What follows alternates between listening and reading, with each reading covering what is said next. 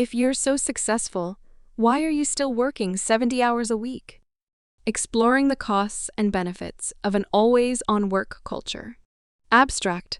This article explores the costs and benefits of working excessively long hours through an analysis of academic research and real-world industry examples.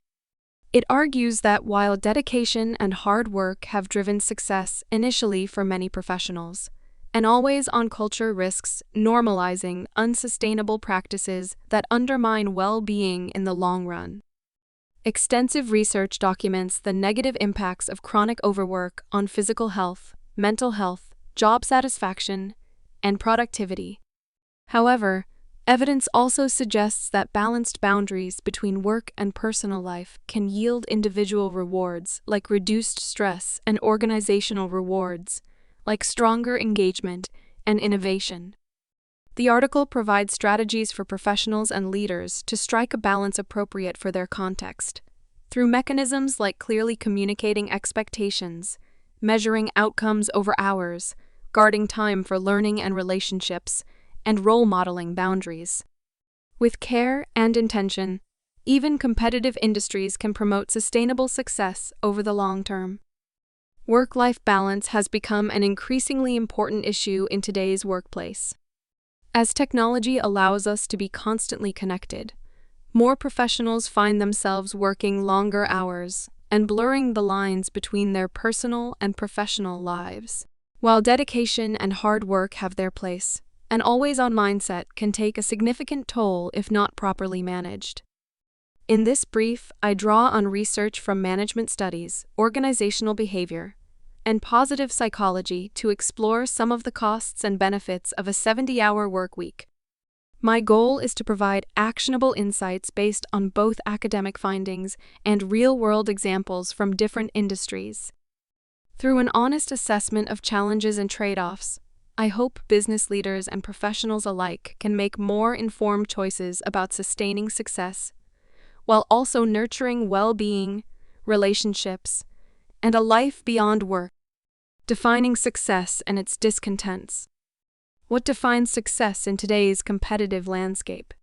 For many, long hours and constant accessibility have become a proxy for dedication, commitment, and career momentum. Bartel et al.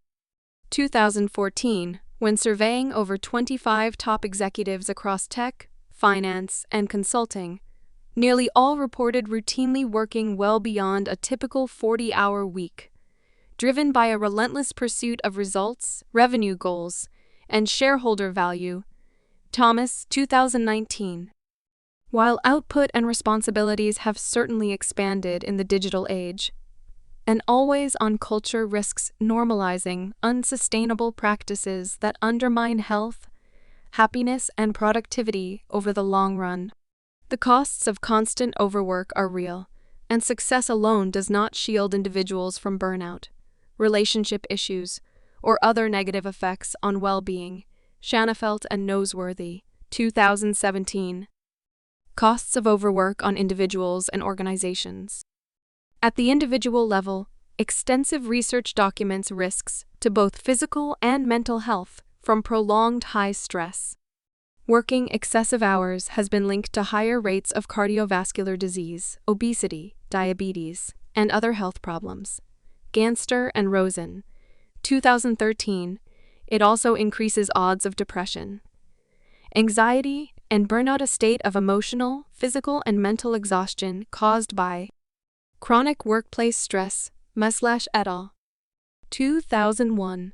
These difficulties spill over to impact organizations as well. An always-on culture was found to reduce job satisfaction and organizational commitment over time, while increasing turnover and tension. Hochwarter et al. 2007.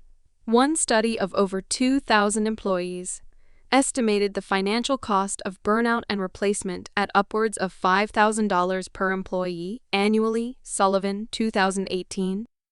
Other costs include loss of productivity due to presenteeism, being physically at work, but too distracted or disengaged to perform at full capacity.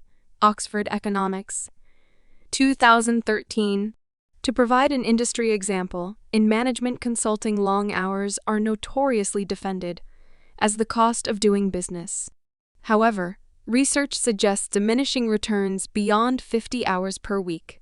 As fatigue sets in, Vickers, 2019, one global firm acknowledged excessive overtime among junior consultants was lowering client satisfaction scores, leading them to cap billable hours and institute more stringent wellness policies.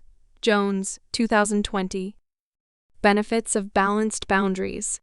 While dedication brings undeniable rewards, an all-or-nothing mentality risks burnout without sustainable practices and clearly defined boundaries between work and personal life. Recent studies suggest more balanced approaches can yield benefits to both individuals and organizations. IBID. At the individual level, limiting work hours helps reduce stress and promotes recovery, supporting better health and well-being over the long term. Sonnentag, 2018. It allows time for meaningful leisure activities, shown to boost creativity, learning agility, and life satisfaction. Acor, 2010. Boundaries also enable quality time with family and friends, social connections critical to mental health, but easily eroded by constant work demands. Holmes and Rahe, 1967. By cultivating engaged, healthy employees, balanced boundaries may actually promote productivity and success. A large survey found more hours in the office did not correlate with higher performance ratings, demonstrating work intensity alone does not equate to quality or impact. Maxwell, 2021.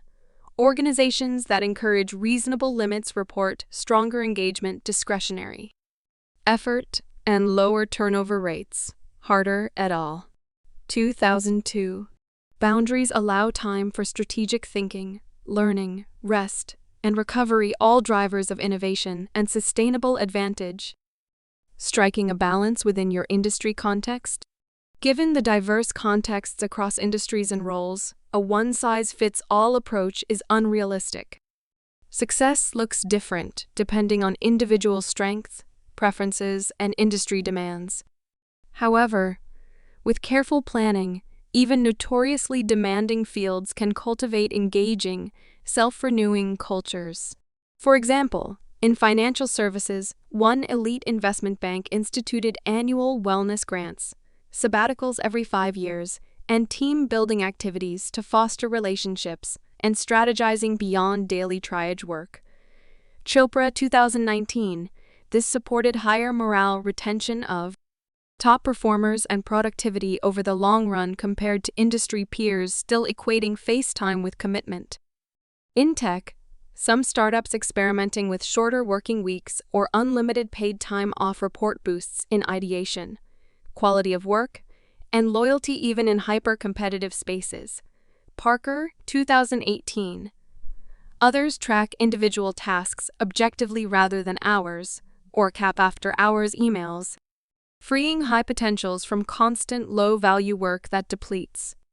Setting intentions, priorities, and boundaries differently depending on life stage can also help retain high contributors considering alternatives like early retirement, contracting, or jobs with more flexibility. Focusing on outcomes supports autonomy, engagement, and sustainability as circumstances change. Practical strategies for achieving balance. Drawing on research and examples, how can busy professionals and organizations cultivate more balanced, sustainable success? Here are some practical strategies to consider. Set expectations clearly at the outset. Discuss work norms, availability needs, and policies around vacation/sick time transparently to set the right pace.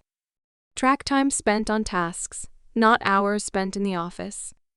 Measure impact and outcomes rather than face time. Continually assess value created through various activities. Guard time for learning, strategizing, and relationships.